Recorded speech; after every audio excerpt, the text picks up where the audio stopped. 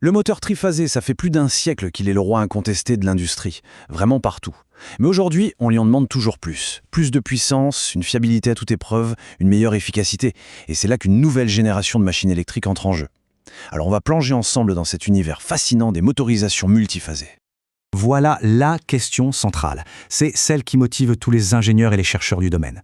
Est-ce que le simple fait d'ajouter des phases, c'est vraiment ça, la clé pour atteindre un niveau de performance qu'on n'a jamais vu avant? C'est exactement ce qu'on va découvrir. Alors voilà notre programme. On va d'abord voir pourquoi le standard actuel a ses limites. Ensuite, on va se pencher sur la théorie, puis sur les avantages très concrets, les machines qui existent, où on les utilise et bien sûr, les défis qui restent à relever. Allez, on attaque. Pour bien comprendre ce qui nous attend, il faut d'abord regarder d'où on vient et surtout, quelles sont les limites du système actuel. L'histoire du moteur triphasé, c'est une sacrée épopée technologique. Ça part d'une idée de génie, ce fameux champ tournant, jusqu'à devenir un standard mondial. Il a littéralement mis le monde moderne sous tension. C'est la base de notre industrie, la référence absolue depuis plus de 100 ans. Mais voilà, ce pilier commence à montrer quelques fissures, surtout quand on parle d'applications vraiment critiques. Une panne sur 2 phases et hop, tout s'arrête, le couple tombe à zéro. Le démarrage, il est aussi assez violent pour le réseau électrique. Et puis, la gestion de la chaleur et des courants parasites, ce qu'on appelle les harmoniques, ça devient un vrai casse-tête à notre puissance. Pour que ce soit bien clair, imaginez un tabouret à 3 pieds. C'est stable. Mais enlevez-en un et l'équilibre est rompu. Enlevez-en 2, n'en parlons pas, il s'effondre. C'est exactement la même chose pour le couple d'un moteur triphasé quand une phase lâche. Bon, alors comment on fait pour contourner ce problème? Eh bien, la réponse, elle est dans une approche théorique beaucoup plus fine, qui va nous permettre d'exploiter de nouvelles dimensions de contrôle. Le concept fondamental, c'est celui-ci. Au lieu de voir le champ magnétique comme un seul gros bloc, un moteur multiphasé va le découper, le décomposer en plusieurs flux d'énergie indépendants les uns des autres. C'est un peu comme passer d'un simple interrupteur on-off à une immense table de mixage où on peut régler finement le son principal tout en éliminant les bruits parasites. C'est ça, la décomposition de l'espace vectoriel. Et pour piloter cette table de mixage, il faut un cerveau. On utilise des algorithmes de contrôle très poussés qui tournent sur des processeurs puissants. Ce cerveau électronique ajuste en permanence, en temps réel, chaque petit flux d'énergie pour que la performance soit toujours optimale. C'est cette intelligence-là qui permet de vraiment maîtriser ces nouvelles dimensions physiques. Et quand on maîtrise la théorie, ça donne des résultats très concrets sur le terrain. On parle de véritables super-pouvoirs qui changent complètement les règles du jeu. On reprend notre analogie tout à l'heure. Fini le tabouret fragile. Le moteur multiphasé, c'est un 1000 pattes. S'il perd une patte, ou même plusieurs, il continue d'avancer, presque comme si de rien n'était. C'est ça qu'on appelle la tolérance aux pannes, ou le fonctionnement en mode dégradé. C'est absolument génial. Et ce chiffre, il est juste dingue. 70 à 80%, il faut bien réaliser ce que ça signifie. Même avec une panne matérielle sérieuse, le moteur peut continuer de fournir les 3/4 de sa puissance.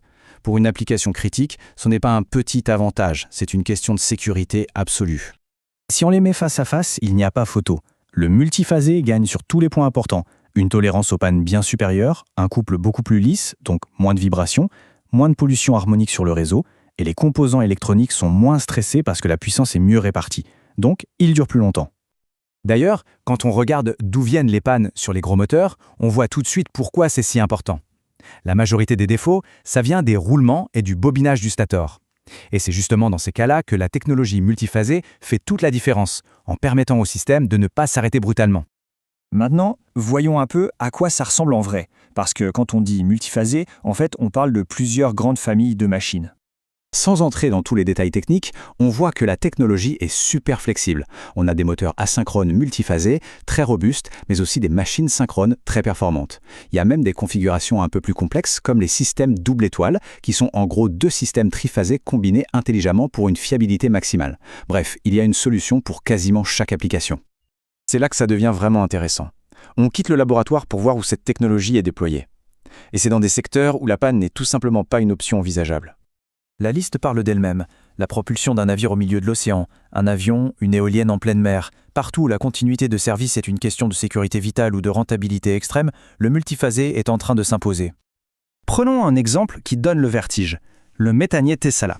C'est un monstre des mers qui transporte du gaz naturel liquéfié. Sa propulsion, elle dépend de moteurs multiphasés d'une puissance colossale.